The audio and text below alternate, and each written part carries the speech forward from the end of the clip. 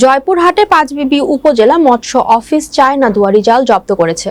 বৃহস্পতিবার দুপুরে মৎস্য সংরক্ষণ অভিযান চালিয়ে উপজেলার বালিঘাটা ইউনিয়নের পাটাবুকা গ্রামের পাশ দিয়ে বয়ে যাওয়া ছোট যমুনা নদী থেকে 12টি অবৈধ চায়না দুয়ারি জাল জব্দ করা হয়। অভিযান পরিচালনাকালে জালের মালিক কাউকে ঘটনাস্থলে পাওয়া যায়নি।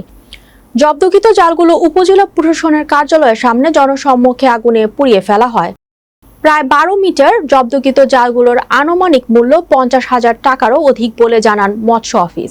মৎস্য সংরক্ষণ অভিযানে নেতৃত্ব দেন পাঁচবিবি উপজেলা সিনিয়র মৎস্য কর্মকর্তা মোসাম্মদ মাহমুদা খাতুন পপি। অভিযানে পুলিশ নিরাপত্তা দেন থানার সিনিয়র এসআই মোহাম্মদ আবদুল্লাহ আল মামুন ও মৎস্য অফিসের অফিস সহকারী মোহাম্মদ মাহমুদুল হাসান। মৎস্য কর্মকর্তা মাহমুদা খাতুন পপি বলেন, মৎস্য সংরক্ষণ অভিযানের অংশ হিসেবে অবৈধ চায়না দুয়ারি জাল দিয়ে অবৈধভাবে মাছ শিকারের অপরাধে জালগুলো জব্দ করে আগুনে ধরিয়ে দেওয়া হয়।